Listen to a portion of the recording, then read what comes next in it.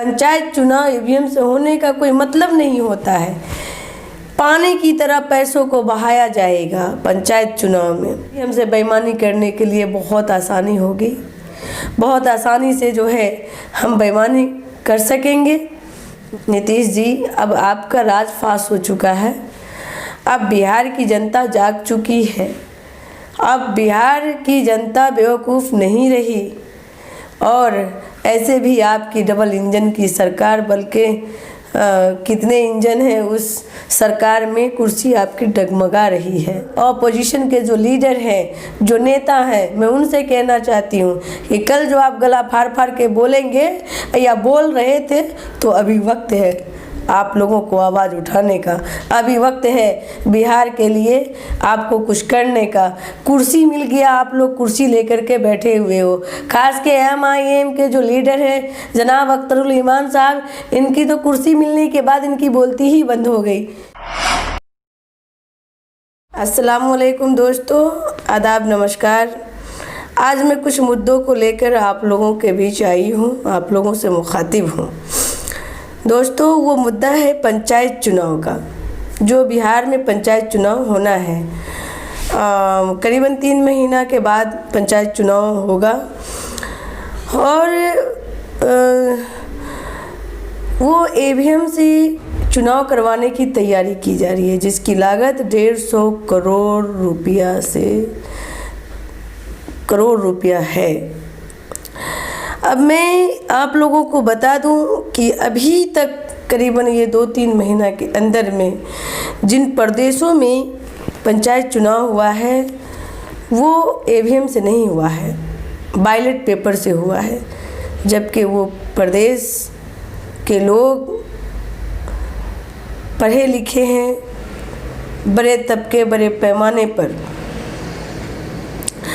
जैसे कि number 1 Kerala, number 2 Karnataka, number 3 Hyderabad, number 4 Kashmir.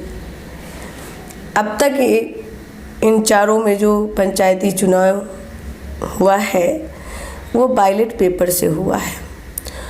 लेकिन क्या राज है कि बिहार सरकार बिहार में ईवीएम से चुनाव कराने की तैयारी कर रहे हैं? क्योंकि बिहार सरकार को ये पता चल चुका है, उन्हें मालूम हो चुका है कि बैलेट पेपर से अगर चुनाव होगा तो हम लोग फिर पंचायत चुनाव में भी हमारे लोग चुन करके नहीं आएंगे। और ईवीएम से जब चुनाव होगा तो पूरी तरह से हम लोग बेईमानी कर सकेंगे। जिस तरीके से अभी विधानसभा चुनाव हुआ और विधानसभा में घोर घोटाला करके, बेईमानी करके आज NDA की सरकार बिहार में स्थापित हुई। दोस्तों, मैं ये कहना चाहती हूँ आप लोगों से कि जब चिड़िया चुग जाती है, यानी जब वो वक्त ख़त्म हो जाता है, तो बहुत सारे ऑपोजिशन के लोग चिल्लाते हैं, बोलते हैं कि मैं जांच करवाऊंगा ईवीएम का, ईवीएम से चुनाव नहीं होगा, गलत हुआ है, बेईमानी हुआ है। लेकिन आज क्यों नहीं? आज जब वक्त आया है, आज पंचायत चुनाव ईवीएम से होने का कोई मतलब नहीं होता है। पानी की तरह पैसों को बहाया जाएगा पंचायत चुनाव में। जबकि आज बिहार में आप देख रहे हैं, सारे लोग जानते हैं कि हमारे गांव देहात की महिलाएं और पुरुष कितने शिक्षित हैं, कितने पढ़े लिखे हैं। जबकि और प्रदेश में जहां चुनाव हुआ है वहाँ केवल 1 पद के लिए चुनाव हुआ है और अपने बिहार में 6 पदों का चुनाव होगा। यानी 1 वार्ड पर 6 ईवीएम मशीनें लगेंगी। बताइए ये कैसा दिमाग है? वाह रे बिहार सरकार! मतलब अब तक बिहार को लूटा तो सब्र नहीं हुआ, अब बिहार को इस माध्यम से भी लूटना है उनको। पंचायती राज को भी उनको अपने कब्जे में लेना है, वहाँ पर बेईमानी करनी है। लेकिन जो अपोजिशन के लोग चिल्ला रहे थे, आज कहाँ गए तेजस्वी यादव जी? आज कहाँ गए गरीबों, बेसहारा, बेकसों का आवाज़ उठाने वाले MIM के प्रदेश अध्यक्ष अख्तरुल ईमान साहब? आज कहाँ गए वो नेता लोग जो इलेक्शन में गले फाड़ फाड़ करके बोलते हैं, जनता को बेवकूफ़ बनाते हैं? आज वो लोग कहाँ गए? आज क्यों नहीं इस मुद्दे पर जो है आवाज़ उठा रहे? क्या मुंह में दही जमा करके बैठे हुए हैं? आज लाखों नौजवान आज सड़कों पर भटक रहा है, उनको रोजगार नहीं है। और आप चुनाव के लिए पानी की तरह पैसा बहा रहे हैं, लेकिन नौजवानों को आप रोजगार नहीं दे रहे हैं, वो बेरोजगार हैं नौजवान। मैं पूछना चाहती हूँ नीतीश कुमार जी से कि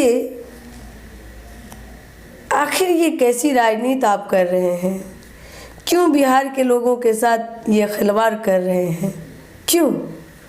आप देखिए, यूपी इस देश का सबसे बड़ा प्रदेश है जिसमें बड़े संख्या में पंचायती राज का चुनाव होता है, पंचायत का चुनाव होता है, वहाँ भी बैलेट पेपर से होता है। लेकिन बिहार में ऐसी क्या बात सामने आई जो EVM का सहारा लिया जा रहा है? क्यों EVM का सहारा लिया जा रहा है?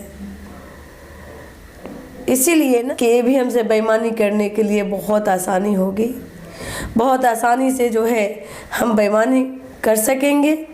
नीतीश जी, अब आपका राज फाश हो चुका है, अब बिहार की जनता जाग चुकी है, अब बिहार की जनता बेवकूफ़ नहीं रही। और ऐसे भी आपकी डबल इंजन की सरकार, बल्कि कितने इंजन हैं उस सरकार में, कुर्सी आपकी डगमगा रही है। और नीतीश जी आज के डेट में वाकई उनका दिमाग काम नहीं कर रहा है, वो अनाप शनाप काम कर रहे हैं, मुद्दों से भटक रहे हैं।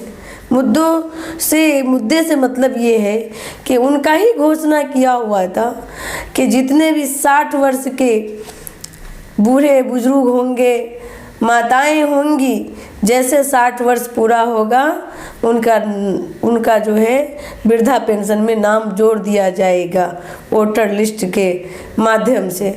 क्या किया आपने? अब तक आपने कितने लोगों को वोटर लिस्ट के माध्यम से आप वृद्धा पेंशन जोड़ दिए? जितने लोगों का जुड़ा हुआ है सही ढंग से उनको ही पैसा नहीं मिल रहा है। और आप बिहार में पंचायती राज का चुनाव करने के लिए, पंचायत का चुनाव करने के लिए बैलेट यूनिट के लिए खर्च कर रहे हैं 90 करोड़। उसके बाद कंट्रोल की ज़रूरत के लिए खर्च कर रहे हैं 17 करोड़। उसके बाद EVM इस्तेमाल कार्ड के लिए खर्च कर रहे हैं 15 करोड़। वाह रे वाह बिहार सरकार, आपका क्या कहना है?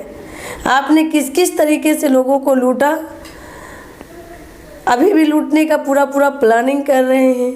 मेरे भाइयों, मेरे साथियों, मेरे अजीजों, मेरी बहनों, मैं आप लोगों से एक बात ज़रूर कहना चाहूँगी। हक के लिए आवाज़ उठाइए, सच्ची बात को बोलिए, पीछे मत हटिए। हक बोलने वाले लोगों के साथ अल्लाह ताला का ख़ास साथ होता है और उनकी मदद होती है। आप लोग पीछे ना हटें। इनकी नीयत बन चुकी है बस बेईमानी। आज तेजस्वी साहब को सामने आना चाहिए। आज अपोजिशन के लोगों को इस मुद्दे पर आवाज़ उठानी चाहिए कि 6 पदों के लिए एक वार्ड में 6 मशीनें रहेंगी। हमारी माँ बहनें किस तरीके से वोट गिराएंगी, किस तरीके से EVM का इस्तेमाल करेंगी, जबकि वो MLA MP का वोट गिराने के लिए जाती हैं। एक EVM रहता है और वहाँ पर जो है वो बेचारी को समझ में नहीं आता है कि मैं कौन सा बटन दाबूँ और कौन सा नहीं दाबूँ। वहाँ सहयोग की ज़रूरत होती है। और ये 6 पद, और इसके लिए एक वार्ड में 6 EVM मशीन, जहाँ एक पद के लिए चुनाव होता है, केवल एक पद के लिए चुनाव होता है, वहाँ पर EVM मशीन नहीं इस्तेमाल की जाती है। आखिर ये बिहार सरकार कब तक ये बेईमानी करती रहेगी? नीतीश जी, अभी आपका बेईमानी नहीं चलने वाला है, अब आपका ये ढकोसला चलने वाला नहीं है। आप अपनी बेईमानी को ख़त्म करो और बिहार में बैलेट पेपर से ही चुनाव करवाओ पंचायत का। आपके भविष्य के लिए भी अच्छा रहेगा और बिहार के भविष्य के लिए भी अच्छा रहेगा। ये हमारी राय है, बाकी तो फैसला आप करेंगे, क्योंकि आप यहाँ के मुख्यमंत्री हैं, आपके सारे पदाधिकारी आपके हैं, शासन आपके हैं, प्रशासन आपके हैं, आप दिन को रात, रात को दिन लिख सकते हैं। लेकिन ये बिहार को अमन से चैन से रहने दीजिए। जिस तरीके से बिहार चल रहा था, बहुत लोग अमन थे, लेकिन आज बिहार में भी लोगों को डर लगने लगा है। जैसे कि यूपी से लोग भयभीत हो रहे हैं, उसी तरीके से आज महिला सुरक्षित नहीं है, आज लड़कियां सुरक्षित नहीं हैं, आज बुरे बुजुर्गों का हक नहीं मिल रहा है। इन पर ध्यान दीजिए, इन बातों का ध्यान दीजिए। आपको मुख्यमंत्री लोगों ने इसलिए बनाया है, लोगों का जो वोट बटोरे हैं आप, वो इसीलिए आप को लोगों ने वोट दिया है, ना कि आप जो है कभी गांव को पंचायत नगर बना दीजिए, कभी जो है शहर को पंचायत राज बना दीजिए। और इस तरीके की काम करने के लिए आपको मुख्यमंत्री नहीं बनाया गया है। आप गरीबों के भविष्य के लिए सोचें। आज स्कूल विद्यालय बंद हैं, बच्चे जो है बिल्कुल अनपढ़ गंवार बन चुके हैं, अनपढ़ बन चुके हैं, उनके पढ़ने लिखने का रास्ता बंद हो चुका है। जब तक पढ़ेगा नहीं बिहार, तो आगे कैसे बढ़ेगा बिहार? इस चीज़ को गौर कीजिए। और मेरे भाइयों, मेरे बहनों और मेरे साथियों, मैं आप लोगों से गुजारिश करती हूँ और रिक्वेस्ट करती हूँ कि आप ये इस मामले को लेकर के अपनी आवाज़ को बुलंद करें, अपने ज़बान को बंद ना रखें। और मैं ख़ास तौर से उन जो है ऑपोजिशन के जो लीडर हैं, जो नेता हैं, मैं उनसे कहना चाहती हूँ कि कल जो आप गला फाड़ फाड़ के बोलेंगे या बोल रहे थे, तो अभी वक्त है आप लोगों को आवाज़ उठाने का। अभी वक्त है बिहार के लिए आपको कुछ करने का। कुर्सी मिल गया, आप लोग कुर्सी लेकर के बैठे हुए हो। खास के MIM के जो लीडर हैं जनाब अख्तरुल ईमान साहब, इनकी तो कुर्सी मिलने के बाद इनकी बोलती ही बंद हो गई। मुझे समझ में नहीं आता है, ये गरीबों की मसीहा थे, गरीबों के बात को उच्च स्तरीय पहुँचाने वाले नेता थे, उनके हक और हुकूक की बातें करते थे। आज क्यों आपका हक और हुकूक कहाँ चला गया? आप क्यों नहीं बात करते हैं?